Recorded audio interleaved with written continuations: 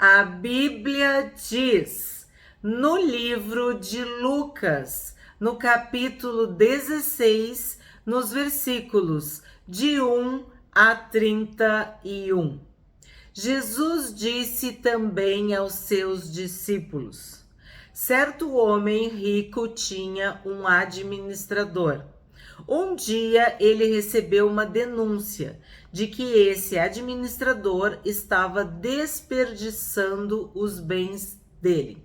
Então, temos que destacar um homem rico. Um homem rico que tem muitos bens, muitas posses, muitos compromissos, empresas, precisa de um administrador. Precisa de alguém de confiança para administrar seus bens. E nesse caso não era diferente. O homem rico tinha um administrador, mas houve uma denúncia de que ele estava desperdiçando os bens do homem rico. E se tem uma coisa que um homem rico quer, é continuar sendo rico. E essa denúncia procedia. Então, era verdade. Esse administrador, ele tinha autoridade, ele tinha autonomia para fazer o bem e para fazer o mal. E pela denúncia, ele estava fazendo o mal, estava fazendo o que era errado. Então, chamando-o, lhe disse: que é isto que ouço a seu respeito? Preste contas da sua administração, porque você não pode mais ser o meu administrador. Então, ele recebeu aquela frase famosa de um programa de TV: você está demitido? Ele não era digno de confiança, não estava fazendo o seu trabalho, então ele não poderia mais continuar como administrador do homem rico. 3. O administrador então se pôs a pensar: eu quero parar aqui. Porque tu vê bem, tu tá fazendo uma coisa errada, tu é pego, tu é descoberto, tu é denunciado, o teu patrão, teu chefe, teu senhor fala contigo. O que tu faz? Tu pensa. Olha o que ele disse. Se pôs a pensar. Se pôs a pensar. Ele pensou. Mas não diz que ele se arrependeu. Não diz que ele confessou. Não diz que ele se desculpou. Não diz que ele pediu perdão. Não diz que ele restituiu. Não, ele pensou. Então, o que a gente está vendo aqui? Que ele queria se escapar. Ele queria, entre aspas, se salvar do problema, tá? Vamos lá. O administrador, então, se pôs a pensar: que farei agora que estou sendo demitido pelo meu patrão? Olha só, trabalhar na terra eu não posso. Mendigar eu tenho vergonha. Já sei o que vou fazer, para que quando for demitido, as pessoas me recebam em suas casas. Então, ele não estava em nenhum momento arrependido ou preocupado com os seus atos. Ele estava pensando que no futuro isso poderia lhe complicar. Isso poderia evitar que as pessoas o recebessem, tratassem bem, ou que a sua reputação, o seu nome, né? Isso que ele estava pensando. 5. Tendo chamado cada um dos devedores do seu patrão, perguntou ao primeiro: quanto você deve ao meu patrão? E ele respondeu: 100 barris de azeite. Então o administrador disse: pegue a sua conta, sente-se depressa e escreva 50. Então tu já faz as contas aí. 100 virou 50. Depois perguntou ao outro: e você quanto deve? E ele respondeu: 100 sacos de trigo. O administrador lhe disse: pegue a sua conta e escreva 80. E o patrão elogiou o administrador infiel por sua esperteza, porque os filhos do mundo são mais espertos na sua própria geração do que os filhos da luz. Então vamos ver o que aconteceu aqui. Ele fez como que um acordo com os devedores do seu patrão. E aí o que a gente entende? Que essas pessoas, elas pagaram.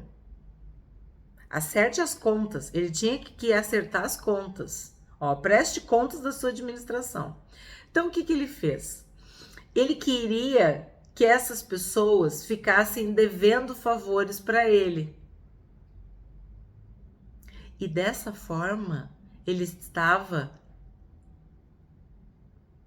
fazendo com que essas pessoas fossem culpadas também, cúmplices.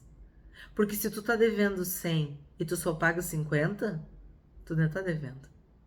Tu tá sendo desonesto, tu tá roubando. Porque tu devia 100. Agora, de uma hora para outra, tu só deve 50 e aí tu paga 50. Gente, é muito horrível isso, né? Isso acontece todos os dias, o tempo todo. Então, essas pessoas se tornaram cúmplices, se tornaram culpadas, assim como o administrador infiel. Então, ele estava garantindo o futuro dele. Ele agiu errado, ele foi um péssimo administrador, um administrador infiel. Ele traiu a confiança do seu senhor, né? E o que ele fez? Ele usou de esperteza, entre aspas, de uma sabedoria, de uma inteligência para se dar bem. E aí, por isso que o patrão elogiou o administrador infiel por sua esperteza. Porque houve o que a gente chama fluxo de caixa. Entrou dinheiro. O cara estava devendo 100. Ele assim, eu não tenho como pagar 100, mas eu pago 50. E aí fica tudo bem. E aí fica devendo para sempre aquele favor para o administrador. Vocês entenderam a maracutaia, né? E aí, o que acontece? Os estudiosos, fazendo as contas, dizem que essa diferença que ele calculou, ou melhor, que ele recalculou, deu para esse administrador infiel quase 2 anos de indenização, se é que vocês me entendem. Então, é provavelmente por isso que o patrão elogiou também. Porque ele deu um jeito de não sair com as mãos abanando. Porque quando tu é demitido por justa causa, não é? Quando tu é culpado, tu é denunciado, quando tu tem culpa no cartório, o que acontece? Tu sai com uma mão na frente e outra atrás. Quando tu não sai devendo, quando tu não sai com processo, quando o teu nome já não tá na lama. Então, o que esse administrador infiel fez? Ele foi muito hábil, ele foi muito esperto. Numa outra tradução, ele foi atilado. Ele, sabe, ele agiu assim, ó, eu tenho que me salvar. E aí, nós temos que prestar bem atenção sobre isso, ó. Porque os filhos do mundo são mais espertos na sua própria geração do que os filhos da luz. O que quer dizer isso? Nós, homens e mulheres de Deus, nós somos inocentes. Nós fazemos o que é certo, a gente não vê malícia, a gente não suspeita mal, a gente não fica planejando, maquinando, querendo fazer fraude, golpe, nada disso. E os filhos do mundo, como eles não têm Deus, não têm o Espírito Santo, eles têm um único Deus, que é a riqueza, que é o dinheiro, que é mamon. O que eles fazem? Eles aprendem a ganhar dinheiro, eles aprendem a prosperar, eles aprendem a ser bem-sucedidos, a ter, a ganhar, né? A enriquecer, a adquirir, claro, de formas escusas, de formas injustas, muitas vezes, mas eles têm a manha, e é isso que o Senhor Jesus tá falando aqui, ó. Jesus disse também aos seus discípulos, então ele tá nos alertando, e o Jesus disse que a gente tinha que ser simples como a pomba, mas prudente, esperto, astuto, inteligente como a serpente, porque sim, nós acreditamos às vezes demais, somos crédulos demais, bonzinhos demais, e as pessoas nos fazem de bobo, de otário, de trouxa, passam a perna. Como aconteceu aqui nessa história, que o homem rico foi enganado. E o que o administrador infiel conseguiu? Conseguiu se escapar, né, vamos dizer assim, não sei, da dívida ou do processo, sei lá, do problema com o chefe dele, com o patrão, e ainda ficou bem com os devedores do patrão. E aí o que a gente vê? Que isso que ele fez prejudicou mais ainda o patrão. Porque se ele era 100 e virou 50, o patrão teve prejuízo de novo. Então ele foi ruim do 1 ao 10, como eu digo, do início até o fim ele foi ruim. Mas aí a gente pensa que hoje em dia isso acontece. As pessoas ficam com dívidas impagáveis, juros sobre juros, e aí os bancos, as financeiras entram em acordo, fazem um acordo. Às vezes até o governo faz acordo. Por quê? Para não perder tudo. Ele não vai pagar, então o que ele consegue pagar? Ou que bem ele tem para colocar no lugar? E são feitos acordos. E são feitos acordos, como nos dias de hoje. E muitas vezes não é justo, não é honesto, não é correto. Então vamos continuar. Então o patrão elegeu o administrador infiel por sua esperteza. Que eu não sei como é que está na tua Bíblia, por sua astúcia, né? Porque os filhos do mundo são mais espertos na sua própria geração do que os filhos da luz. E eu recomendo a vocês, usem a riqueza injusta para fazer amigos, para que, quando a riqueza faltar, vocês sejam recebidos nos tabernáculos eternos. O que a gente vê aqui? Uma ironia do Senhor Jesus, como quem diz assim, ó, vocês querem se dar bem, vocês vão se dar bem, mas só aqui. Porque essa riqueza, essa esperteza, essa sabedoria terrena, maligna e demoníaca é da terra. Ela não vai entrar no céu. Ela não vai abrir as portas do céu para ti. Esse Deus que tu serve, que é Mamon, que é o dinheiro, esse amor que tu tem pelo dinheiro, ele não vai te salvar. Então ele está fazendo uma ironia. Usem a riqueza injusta para fazer amigos. Amigos da riqueza injusta. Vimos muito em Eclesiastes e Provérbios isso. Nós vimos. A pessoa que adquire com dolo, com fraude, de forma injusta, e no meio dos seus dias ela morre ou ela perde tudo, né? 10. Quem é fiel no pouco também é fiel no muito, e quem é injusto no pouco também é injusto no muito. Esse é aqueles versículos que eu falo para vocês. Sublinhem, marquem, sabe? Porque isso é a nossa vida, gente. A gente tem que aprender a ser fiel no pouco, na moedinha. Ser fiel no pouco. Aí tu vai conseguir ser fiel no muito. Isso vale para tudo na nossa vida. Questões de dinheiro? Sim. Dízimos e ofertas? Sim. Trabalhar, ter disciplina, ser honesto, ser digno, ser correto, dar um bom testemunho, ter boa reputação. Isso vale para tudo. Tu não chegar atrasado, tu não roubar o tempo do teu trabalho, tu não fazer coisas erradas, desonestas, escusas, prejudicando, tu dar um prazo e não cumprir, tu dizer que vai fazer o serviço e não fazer o serviço, tu dar um orçamento de um valor e aí na hora tu entrega um material inferior e tu fica com a diferença. Meu Deus, pessoas que constroem prédios que começam a rachar, que começam a infiltrar, porque era para colocar 3 e eles botam 2, era para colocar 2 e eles colocam 1, eles pegam material de segunda, de terceira, de quinta. É tanto exemplo que é tão triste isso, né? Tu tem que ser fiel no pouco, porque Deus está vendo o teu coração. E se tu aprende, se tu exercita essa fidelidade no pouco, tu vai ser fiel no muito. Quem é fiel no pouco também é fiel no muito. E quem é injusto no pouco também é injusto no muito.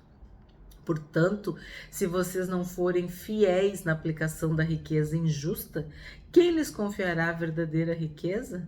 Se tu não consegue administrar os bens aqui da terra, tu vai administrar a eternidade com Deus, a palavra de Deus? Tu vai ser fiel? A verdadeira riqueza é a salvação, é a graça de Deus sobre as nossas vidas, é o perdão dos nossos pecados. Se vocês não são fiéis na aplicação do que é dos outros, quem lhes dará o que é de vocês? Nenhum servo pode servir a 2 senhores, porque irá odiar um e amar o outro, ou irá se dedicar a um e desprezar o outro. Vocês não podem servir a Deus e à riqueza. Não tem como. Se a riqueza estiver no teu coração, ela vai ser o teu Deus, ela vai ser o teu Senhor. Tu vai fazer tudo por causa do dinheiro, por causa da riqueza, por causa de Mamon. 14. Os fariseus, que eram avarentos, ouviam tudo isto e zombavam de Jesus. Olha só, os fariseus, além de hipócritas, porque a gente já viu que o Senhor Jesus falou diversas vezes que eles eram hipócritas, no plural, e às vezes com ponto de exclamação, eles também eram avarentos. E olha só, zombadores. Então pensa em 3 pecados horrorosos: a hipocrisia, a avareza e a zombaria, o deboche, o escárnio. Pois bem, a palavra de Deus está dizendo que os fariseus eram avarentos e zombadores. E já sabemos que eles eram hipócritas. 15. Mas Jesus lhes disse: vocês são os que se justificam diante dos homens, mas Deus conhece o coração de vocês. Pois aquilo que é elevado entre homens é abominação diante de Deus. Porque o que acontece? Os fariseus não gostaram de ouvir essa história. Eles devem ter batido palma para o administrador infiel. Eles devem ter rido, debochado de Jesus, feito comentários jocosos, piadas, né? Ridicularizando Jesus. Porque eles, o que Jesus está falando? Vocês são os que se justificam diante dos homens, porque para lucrar vale tudo, né? Capitalismo selvagem, vamos dizer assim, o dinheiro, o sucesso, a riqueza acima de tudo e de todos, né? Então ele diz que não adianta tu ficar te justificando, porque Deus conhece teu coração. Deus sabe o que está aí dentro, se tu ama o dinheiro. E o amor ao dinheiro é a raiz de todos os males. Olha só, a gente pensava que os fariseus eram só hipócritas, né? Não, avarentos. O que é avareza? É amar o dinheiro, é colocar o dinheiro acima de tudo e de todos. Então, se amar o dinheiro é a raiz de todos os males, a gente já sabe como que começou a hipocrisia, como começou esse escárnio, essa zombaria dos fariseus, pelo amor ao dinheiro. 16. A lei e os profetas duraram até João. Desde esse tempo, o evangelho do reino de Deus vem sendo anunciado e todos se esforçam para entrar nele. Olha que importante isso aqui para nós. A lei e os profetas duraram até João. Por quê? Porque o Messias chegou. Esse é meu filho amado. Veio uma voz do céu. Veio o Espírito Santo em forma de pomba. Lembra no Monte da Transfiguração, Moisés e Elias? A lei e os profetas? Então, quando o Senhor Jesus vem, ele inaugura a salvação pela graça, pela fé. A lei e os profetas duraram até João. Desde esse tempo, o evangelho do reino de Deus vem sendo anunciado. Quem é o evangelho do reino de Deus? Jesus, que é a boa notícia, o Salvador, o Messias, que perdoa pecados, que nos salva, que nos cura, que nos liberta, que nos dá vida. Jesus. E tu tem que te esforçar. Lembra da porta estreita? Então, o Senhor Jesus está falando para eles e eles estão pouco ligando. Eles não creem que Jesus é o Salvador. Eles não creem que Jesus é o Messias. E é mais fácil passar o céu e a terra do que cair um tio sequer da lei. Aí, a gente já falou sobre isso. Inclusive, temos vídeo no canal, a playlist sobre o Sermão do Monte, que Jesus fala sobre a lei, né, de Moisés. Eu, porém, vos digo, né? A gente estudou bem isso. Aí agora o que eu acho interessante aqui? Esse verso 17 está falando de que é mais fácil passar o céu e a terra do que cair um tio sequer da lei. Jesus não veio anular, revogar a lei, ele veio cumprir. E aí vem na sequência 18. Quem repudiar a sua mulher e casar com outra comete adultério. E aquele que casa com a mulher repudiada pelo marido também comete adultério. Aí tu pensa, mas ele não estava falando do administrador infiel, não estava falando da fidelidade, não estava falando do dinheiro, e aí me parar em mulher, adultério, repúdio e divórcio? Pois então, Deus não aceita o divórcio e o repúdio. Porque ele foi testemunha da aliança que tu fez com a mulher da tua mocidade. Agora tu é grandão, agora tu é rico, agora tu é poderoso. Agora tu não quer mais ela. Tu repudia, tu troca, né? Agora não. Eu posso ter coisa melhor. Porque eu expliquei para vocês, o repúdio e o divórcio, eles tinham características diferentes. Mas a gente viu sobre o adultério, que tu olhar para uma mulher com má intenção, com desejo maligno, tu já adulterou. Então, por que eu entendo assim? Porque no 17, Jesus está falando de que é mais fácil passar o céu e a terra do que cair um tio da lei. Então, adultério continua sendo adultério. Isso é um pecado.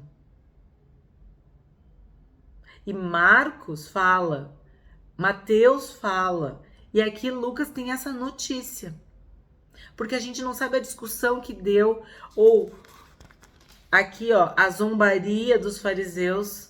O que eles falaram para Jesus, a gente não sabe muito bem. Parece que esse versículo caiu aqui, né? Mas se tu pensa, a lei e os profetas duraram até João. Aí fala, é mais fácil passar o céu e a terra do que cair um tio sequer da lei. Então, o que é errado continua errado, o que é pecado continua pecado. E tudo pode mudar. O céu e a terra, os costumes, a linguagem, a lei, as pessoas mudam tudo, mas Deus continua sendo o mesmo. E Ele é uma das dobras deste cordão. É o marido, a mulher e Deus. Então Ele é testemunha disso. Por isso que a gente viu no outro estudo que Jesus falou que o divórcio e o repúdio ocorrem por causa da dureza dos nossos corações. 19. Ora, havia certo homem rico que se vestia de púrpura e de linho finíssimo e que se alegrava todos os dias com grande ostentação. Então a gente continua falando de riqueza, de dinheiro, tem alguma coisa aqui. Por isso que eu acho que o do divórcio também, o cara fica importante e despreza aquela mulher, né? Ou, enfim, a gente vai estudar melhor isso, não se preocupe. Paulo explica também outras questões. Mas eu acho assim, o contexto é esse. O administrador infiel, os bens, aquela cumplicidade, aquela culpa que ele divide com os devedores do seu patrão, a demissão dele, tudo isso, a fidelidade no pouco, quer dizer, quando vocês não têm nada, quando vocês são jovenzinhos, quando vocês estão começando a vida, ok, mas aí depois quando tu tá com dinheiro, quando tu é grandão, aquela mulher não serve mais. Não sei, o contexto é esse. O contexto é dinheiro, riqueza, desonestidade, fidelidade, ser fiel no pouco, tá? Vamos seguir. Que o Espírito Santo testifique, porque é muito estranho esse versículo, vocês não acham? Tipo, por que esse versículo 18 tá aqui no meio, assim?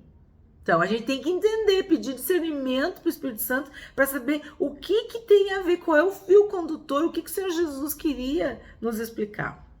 Vamos continuar. Então aqui, ó, fala de novo de homem rico, fala de ostentação. Havia também certo mendigo chamado Lázaro, coberto de feridas, que ficava deitado à porta da casa do rico. Então a gente está vendo um rico muito rico e um pobre miserável que, vamos dizer assim, eram contemporâneos, Ai, a palavra estava perto, porque ó, coberto de feridas, que ficava deitado à porta da casa do rico. Me fugiu a palavra. Ele desejava alimentar-se das migalhas que caíam da mesa do rico, e até os cães vinham lamber-lhe as feridas. E aconteceu que o mendigo morreu e foi levado pelos anjos para junto de Abraão. Morreu também o rico e foi sepultado. No inferno, estando em tormentos, o rico levantou os olhos e viu ao longe Abraão e Lázaro junto dele. Então, gritando, disse: Pai Abraão, tenha misericórdia de mim e mande que Lázaro molhe a ponta do dedo em água e me refresque a língua, porque estou atormentado neste fogo. Mas Abraão disse: Filho, lembre-se de que você recebeu os seus bens durante a sua vida, enquanto Lázaro só teve males. Agora, porém, ele está consolado aqui, enquanto você está em tormentos. E, além de tudo, há um grande abismo entre nós e vocês, de modo que os que querem passar daqui até vocês não podem, nem os de lá passar para cá. Então o rico disse: Pai, eu peço que mande Lázaro à minha casa paterna. Olha isso. Porque tenho 5 irmãos, para que lhes dê testemunho, a fim de que não venham também para este lugar de tormento. Abraão respondeu: Eles têm Moisés e os profetas. Ouçam-nos. Mas ele insistiu: Não, pai Abraão, se alguém dentre os mortos for até lá, eles irão se arrepender. Abraão, porém, lhe respondeu: Se não ouvem Moisés e os profetas, também não se deixarão convencer, mesmo que ressuscite alguém dentre os mortos. Aqui a gente diria assim, bem capaz. Se eles não ouvem Moisés e nem os profetas, também não vão se convencer se um morto ressuscitar. Bom, essa história, essa parábola é muito conhecida. E eu já falei também para vocês em outras ocasiões. O que ela ilustra e mostra? Essa questão de que a riqueza da terra não garante a riqueza do céu e vice-versa, né? Tu pode não ter nada aqui e tu receber tudo lá no céu, porque Deus vê o teu coração, o quanto tu ama, o quanto tu é fiel. Fala sobre o grande abismo entre vivos e mortos, que não há comunicação, não tem como tu chegar lá e resolver o problema de quem quer que seja. Tu tem uma existência aqui para encontrar a salvação, o Senhor Jesus. Não tem como céu e inferno se conectarem, são mundos opostos, são reinos opostos. E qual é a chave? Tu tem que te arrepender, seja pobre ou seja rico. Tu precisa te arrepender dos teus pecados. Não é porque tu é pobre que tu não tem pecado. E não é porque tu é rico que tu só tem pecados. Não, o ser humano tem pecados. E ele precisa se arrepender, se converter dos seus maus caminhos. E para isso, ele tem que confessar. Ele tem que tirar o coração de pedra. Chegar na presença de Jesus e pedir um coração de carne. Pedir perdão. Se arrepender. O que a gente aprende hoje com este capítulo 16 de Lucas? De que os filhos do mundo são mais hábeis na sua própria geração do que os filhos da luz. Nós, muitas vezes, somos inocentes e ingênuos. E os filhos do mundo são muito espertos. Na injustiça, na maldade, para passar perna, para lucrar, para ganhar dinheiro, sabe? Para enganar. Mas mal sabem eles que isso é perda, que isso é maldição e desgraça para eles mesmos. Quem é fiel no pouco, também é fiel no muito. Quem é injusto no pouco, também é injusto no muito. A gente conhece a pessoa no dia a dia, nos dias mais difíceis. Em todo tempo amo um amigo, mas na angústia nasce o irmão. Então quem é fiel no pouco também vai ser fiel no muito. E quem é injusto no pouco também vai ser injusto no muito. Ninguém pode servir a 2 senhores, Não podemos servir a Deus e as riquezas. Ou tu vai amar a Deus ou tu vai amar as riquezas. Aquilo que é elevado entre os homens é abominação diante de Deus.